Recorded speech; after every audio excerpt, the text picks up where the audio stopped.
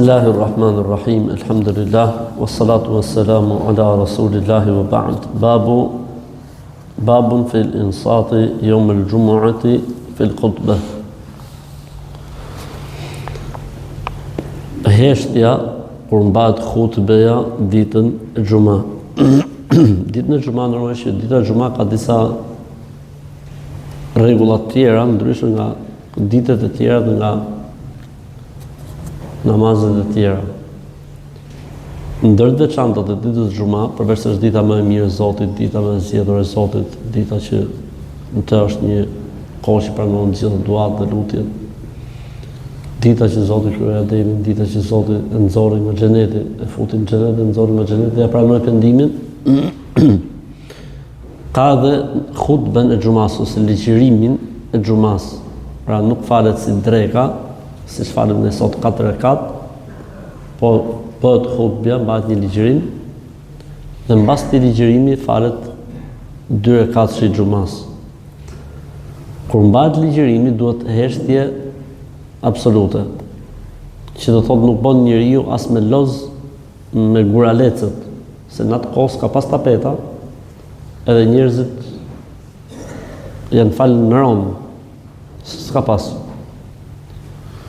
Pra, shiltja ose çiltja ka qenë komoditet, nuk e kishin gjithë njerëzit, jo mos që të shtrohej xhamia me diçka të tillë. Thotë pejgamberi se kush loz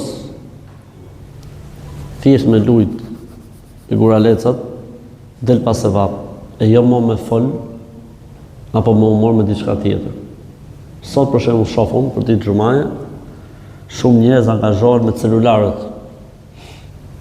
Ashtu majt hutbe e xumas, ai vazhdon të shohë TikTokun. Vazhdon hutbe e xumas, ai merret me Facebookun, vazhdon hutbe e xumas, ai merret me Instagramin.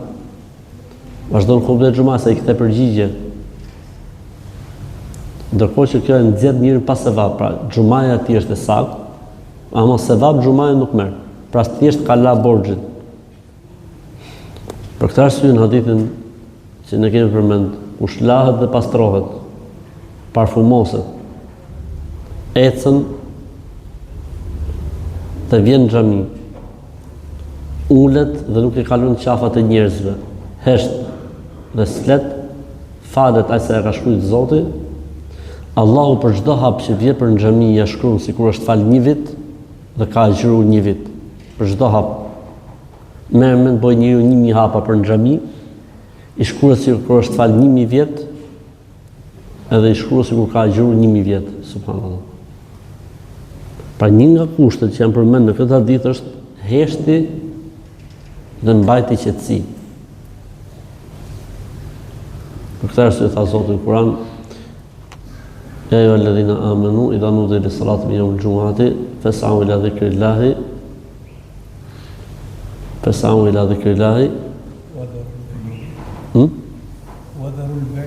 Wadharul bay' dhalika khairun lakum in kuntum ta'lamun. O që keni besuar, kur të bëhet thirrje ditën e xumë, nxitoni në vendet ku përmendet Allahu dhe lëreni tregtim.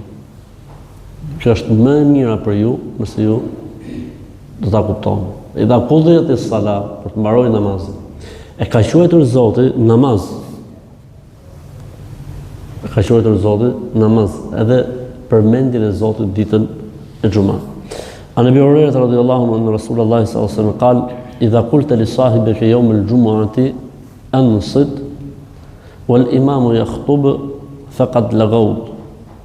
Abu Hurairah radhiyallahu anhu tregon, i dërguari Allahut sallallahu alaihi wasallam ka thënë: nëse shokut tat për ditë xumaje i thu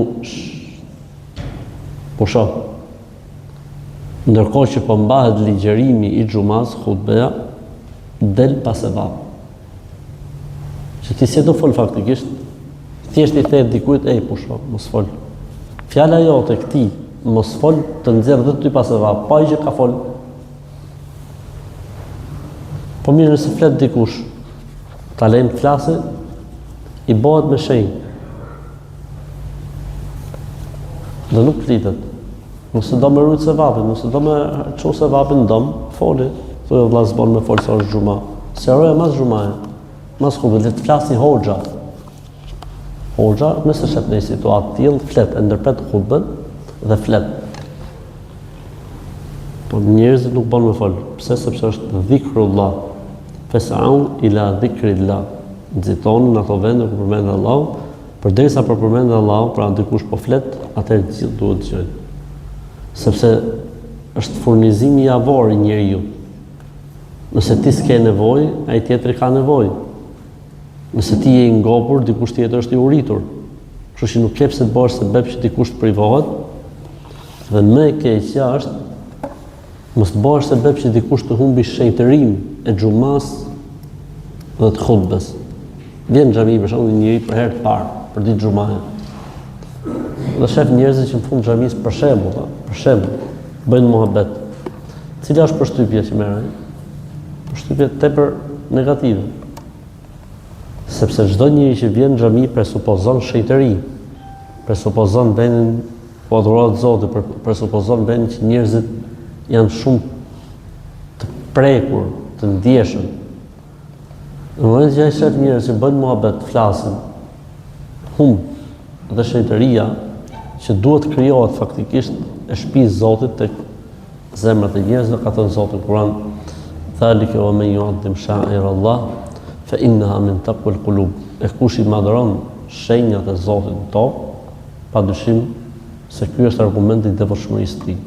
Pra madhërimi dhe shenjtërimi i shenjave të Zotit në tokë, siç janë xhamiat, është argumenti i devotshmërisë dhe i devocionit, dhe humbja e vlerësimit të tyre apo bërit shkak që ato mos shenjtërohen, pra mos t'i jepet vendi i duhur që gëzojnë, është argumenti i besimit të dobët, i imanit të dobët. Po nëse imami përmend pejgamberin sallallahu alajhi wasallam për xhuma, a lejohet të thonë sallallahu alajhi wasallam? Po. Nëse imami bën dua për xhuma, a lejohet që të thonë amin? Po. Sepse në këtë rast kemi përjashtim. Përjashtimi i cili është kopraca i njeriu që nëse përmendëm tek ai nuk çon salavatet tek unë. Pra kemi një hadith i cili përjashton. Edhe rastin e aminit, kemi rastin e pejgamberit se ka bërë dua për xhuma dhe njerëzit kanë thënë amin. Pra kanë thënë amin pra. Kështu që për dua edhe për salavatin ka përjashtim. Po nëse ka ndonjë problem për shembull, ndonjë rrezik, ndonjë diçka, atëherë s'ka si problem. Ne po flasim gjendje normale dhe pa arsye, se kur ka ndonjë arsye të rëndë apo një arsye të fortë, lejohet normalisht. Jeta e njeriu të rrezikohet, lejohet me fol. Shneti i njeriu të rrezikohet, lejohet me fol.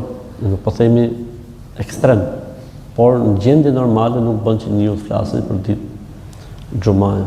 Zoti ju shpëlbeft. Asalamu alaykum wa rahmatullahi wa barakatuh.